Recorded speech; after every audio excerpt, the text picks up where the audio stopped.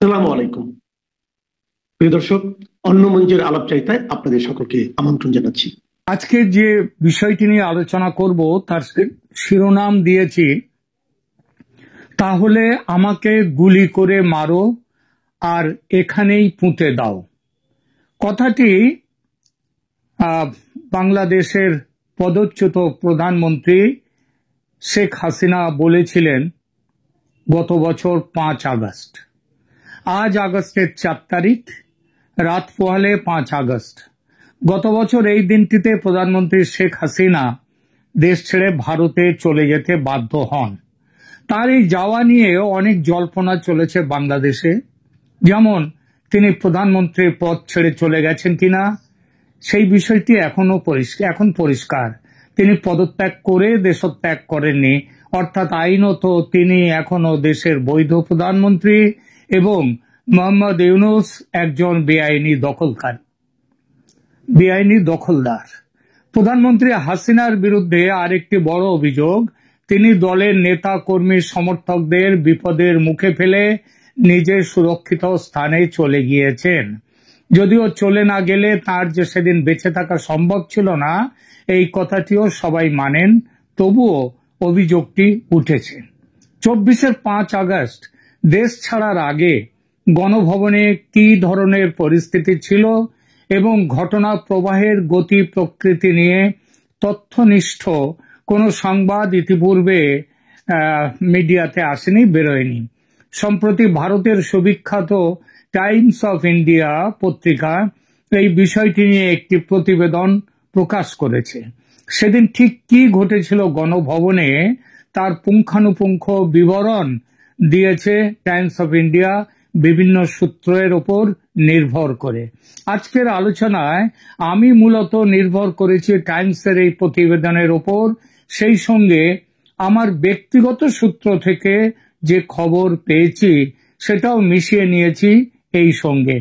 Times of ইন্ডিয়ার খবরের শিরোনামটি দেখুন, then shoot me in Sheikh Hasina's final defiance, army ultimatum and reluctant exit from Bangladesh. এর অর্থ, আমি যাব না, আমি পদত্যাগ করব না। এইটা বলার পরে যখন তবুও তার সেনা অধ্যক্ষরা, সেনা প্রধানরা যখন এইসবগুলো বলছেন, নৌ বিমান এবং অবশ্যই স্থল বাহিনীর প্রধান, তারা সবাই ছিলেন সেখানে, তারা যখন বলছেন যে আপনাকে পদত্যাগ করতেই হবে, তখন তিনি বলেছিলেন তাহলে আমি তো করব না, দেন শুট মি, আমাকে মেরে ফেলো, আমাকে গুলি করো। এবং তারপরে আমি যেটা ওই হেডিং দিয়েছি আজকের আলোচনায়, যে আমাকে গুলি করে মারো এবং এই গণভবনে আমাকে কবর দিয়ে দাও। এবং তিনি শেষ পর্যন্ত তিনি কিন্তু দেশ ছাড়তে চাননি, এবং সেই জন্যই বলা হয়েছে রিল্যাক্ট্যান্ট এক্সিট ফ্রম বাংলাদেশ, অর্থাৎ না, তিনি চাইছিলেন না বাংলাদেশ ছেড়ে চলে যেতে। অর্থাৎ আইনত তিনি এখনো, শেখ হাসিনা এখনো দেশের বৈধ প্রধানমন্ত্রী এবং মোহাম্মদ ইউনূস একজন বেআইনি দখলদার। এই বিষয়ে কোনো দ্বিমত নেই। প্রধানমন্ত্রী হাসিনার বিরুদ্ধে আরেকটি বড় অভিযোগ, তিনি দলের নেতা কর্মী সমর্থকদের ঘোরতর বিপদের মুখে ফেলে নিজে সুরক্ষিত স্থানে চলে গিয়েছেন। যদিও চলে না গেলে তার যে সেদিন বেঁচে থাকা সম্ভব ছিল না, এই কথাটিও সবাই মানেন, তবুও অভিযোগটি উঠেছে। 24-এর 5 আগস্ট দেশ ছাড়ার আগে গণভবনে কি পরিস্থিতি ছিল এবং ঘটনা প্রবাহের গতি প্রকৃতি নিয়ে তথ্যনিষ্ঠ কোনো সংবাদ ইতিপূর্বে কোথাও বেরোয়নি। যা বেরিয়েছে তা সম্পূর্ণ অনেকটা জল্পনা কল্পনার ওপর দিয়ে। সম্প্রতি ভারতের সুবিখ্যাত মিডিয়া গোষ্ঠী টাইমস অফ ইন্ডিয়া এই বিষয়টি নিয়ে একটি প্রতিবেদন প্রকাশ করেছে। আজকের আলোচনায় আমি মূলত নির্ভর করেছি টাইমসের এই প্রতিবেদনের ওপর, সেই সঙ্গে আমার ব্যক্তিগত নির্ভরযোগ্য সূত্র থেকে পাওয়া কিছু খবরের ওপর। টাইমস অফ ইন্ডিয়ার খবরের শিরোনামটি দেখুন কি লেখা আছে। লেখা আছে, then shoot me inside Sheikh Hasina's final defiance, army ultimatum, and reluctant exit from Bangladesh. এর অর্থ হচ্ছে তাহলে আমাকে গুলি করে মেরে ফেলো, আমাকে গুলি করে মেরে ফেলো। এবং এই কথাটা শেখ হাসিনা তার দেশ ছেড়ে চলে যাওয়ার প্রচন্ড অস্বীকৃতির মধ্যে, অর্থাৎ তিনি দেশ ছেড়ে চলে যাওয়ার যেতে অস্বীকার করছেন, এই সময় তার চরম কথা। এবং আর্মি ততক্ষণে আলটিমেটাম দিয়েছে যে ৪৫ মিনিটের মধ্যে ছাড়তে হবে দেশ।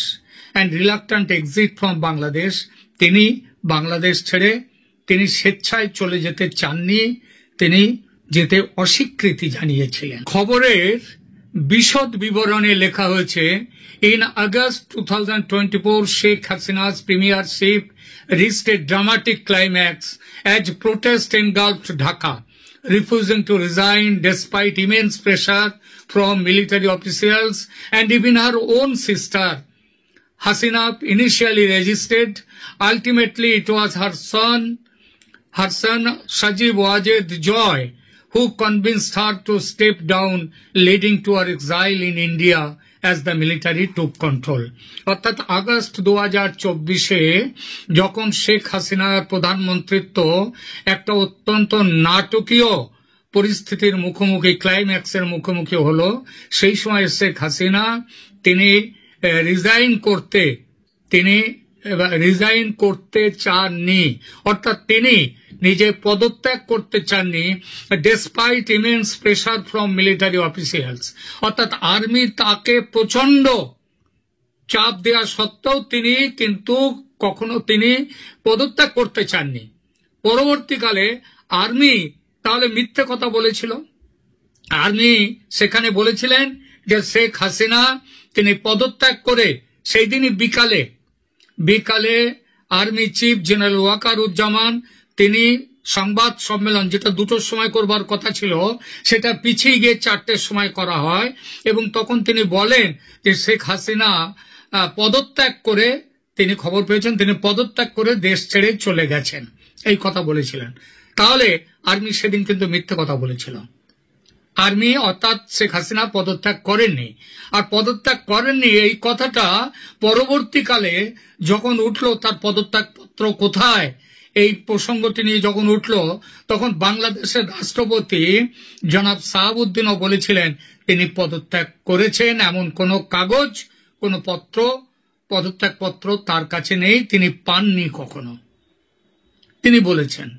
তার মানে তিনি পদত্যাগ করেননি, এবং পদত্যাগ না করেই তাকে দেশ ছেড়ে চলে যেতে বাধ্য করা হয়েছিল। তিনি প্রথমে রাজি ছিলেন না, তার বোন বারবার তাকে অনুরোধ করেছেন, অনুরোধ করা সত্ত্বেও তিনি রাজি হননি। তারপরে তার পুত্র রাজি করাবার চেষ্টা করবার পরে তিনি সেখান থেকে বেরিয়ে যান। আমরা সেদিনের, এটা তো তার পুত্রে তার যেটা করেছিলেন এই যে ঘটনাটা, এবং তারপরে তিনি যে বলেছিলেন যে ওই কথাটা যে বলেছিলেন, then shoot me and bury me here in Ganabhaban, এই কথাটা বলেছিলেন সিনিয়র আর্মি অফিসারদের, তাদেরকে বলেছিলেন যারা ওকে পদত্যাগের জন্য বলছিলেন। উনি বলছিলেন আমি পদত্যাগ করব না, তেমন হলে আমাকে গুলি করে মারো, এবং গুলি করে মেরে এখানে গণভবনে আমাকে পুঁতে দাও। এই কথাটা কে বলেছিলেন? এটা কিন্তু টাইমস অফ ইন্ডিয়া এই কথাটা পেয়েছে। সেটা হচ্ছে যে এই যে ইন্টারন্যাশনাল ক্রাইম ট্রাইব্যুনালে সরকারের যে মুখ্য চিফ প্রসিকিউটর মোহাম্মদ তাজুল ইসলাম, তিনি এই ঘটনায় এই কথাটা বলেছেন ওই ইন্টারন্যাশনাল ক্রাইম ট্রাইব্যুনালে, সেখানে শুনানির সময়। ঠিক আছে, তার মানে বোঝা যাচ্ছে যে শেখ হাসিনা তিনি পদত্যাগও করেননি, করতে চাননি এবং করেননি, তিনি দেশ থেকে চলে যেতে চাননি, কিন্তু চলে যেতে বাধ্য হয়েছিলেন। এমনকি তিনি বলেছিলেন তার আগে, আমাকে মেরে এখানে পুঁতে ফেলো, তবু আমি যাব না। তাহলে অনেকের একটা মনে যে কিছুটা সন্দেহ, বলবো না, কিছুটা দুবিধা, সেটা নিশ্চয়ই এখন আর থাকলো না। তাহলে সেখানটায় কি হয়েছিল?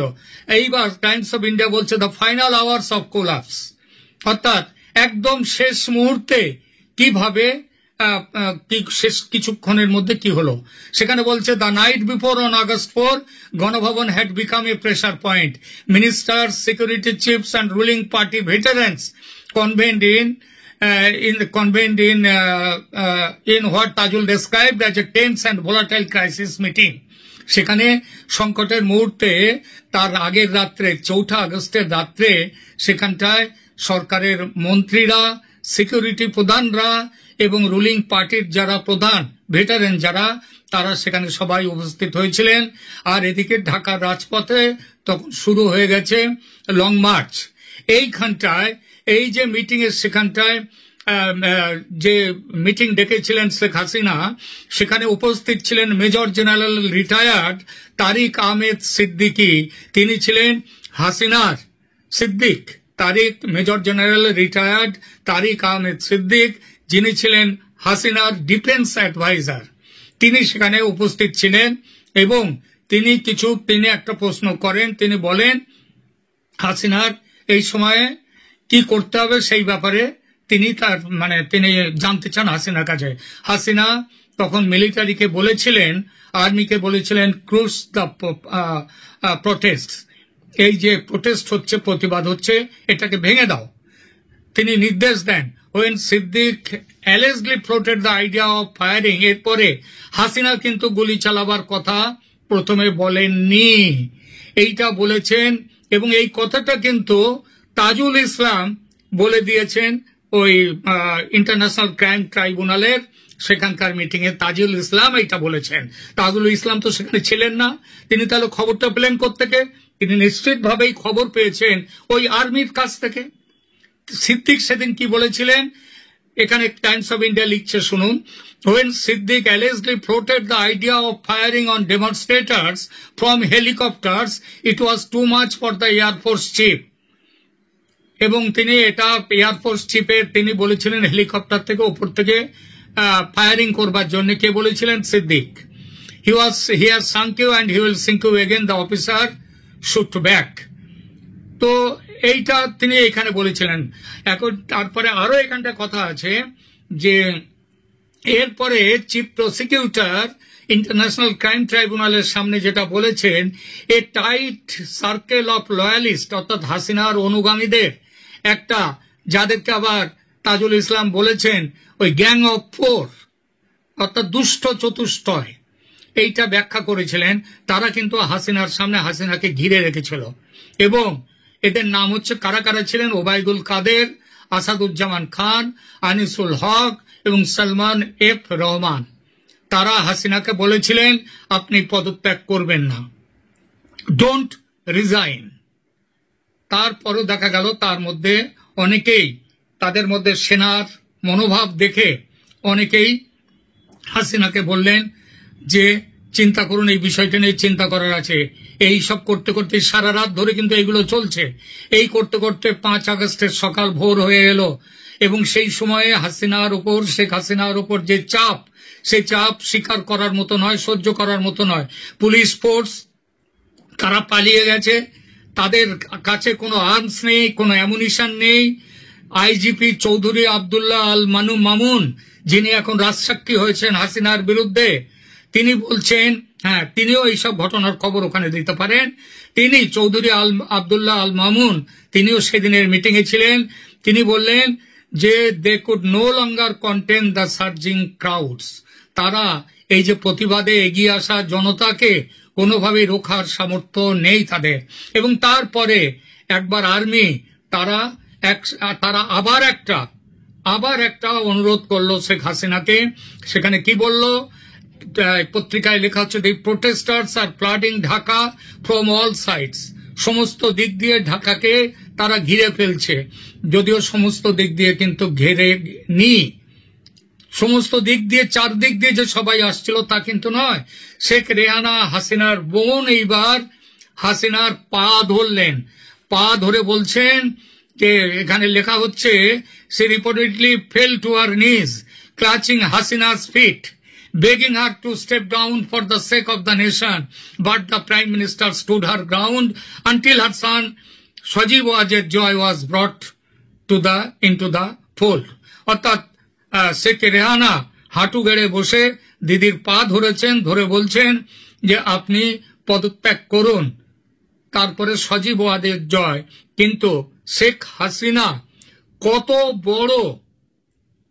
বড় রাজনীতিবিদ এবং অত্যন্ত বিপদের মুখেও যে তিনি তার যে ধৈর্য, বুদ্ধি, স্থৈর্য যে হারান না, তার প্রমাণ কিন্তু এখানে দিলেন। মানে ছেলের কথায়, সজীব ওয়াজেদ জয়ের কথায় তিনি দেশ ছেড়ে চলে যেতে বাধ্য হলেন, কিন্তু তিনি পদত্যাগ পত্রটা দিলেন না। শেখ হাসিনা কি চেয়েছিলেন শেষ মুহূর্তে? তিনি চেয়েছিলেন যে একটা ফেয়ারওয়েল জাতির উদ্দেশ্যে একটা বিদায়ী ভাষণ দেবেন। মিলিটারি তাকে সেই ভাষণটা দিতে দেয়নি, বলেছিল আর কোনো সময় নেই ভাষণ দেওয়ার, আপনি চলে যান। এবং তাকে 45 মিনিট সময় দেওয়া হয়েছিল তার জিনিসপত্র গোছগাছ করে নিয়ে বেরোনোর জন্য।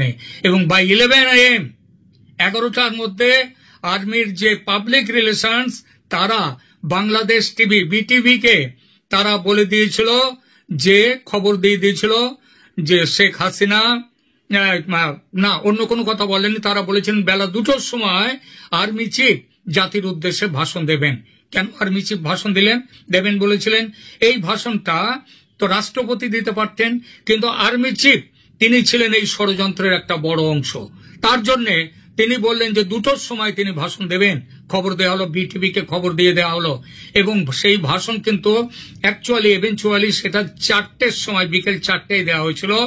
এবং ততক্ষণে শেখ হাসিনা দেশ ছেড়ে চলে গেছেন এবং তিনি ততক্ষণে ভারতের সীমানায় তার বিমান পৌঁছে গেছে। আর এদিকে তখন সারা ঢাকা শহর জুড়ে লুটপাট, ভাঙচুর, ঢাকার কি বলবো গ্লানির দিন, অপমানের দিন, কালো দিনের শুরু হয়ে গেছে তখন থেকে। এই ছিল শেখ হাসিনার সেই চলে যাওয়ার দিনের 5ই আগস্ট গত বছরের শেষ কয়েকটি সময়ের একটি ধারা বিবরণী। আশা করা যায় এর মধ্যে থেকে এমন অনেক বিষয় উঠে এসেছে যেটা দেখলে বোঝা যাবে শেখ হাসিনা কাউকে ছেড়ে চলে যেতে রাজি হননি, তিনি মৃত্যুর জন্য প্রস্তুত ছিলেন। আজকের প্রতিবেদন এখানেই শেষ করছি। ভালো থাকবেন, ধন্যবাদ।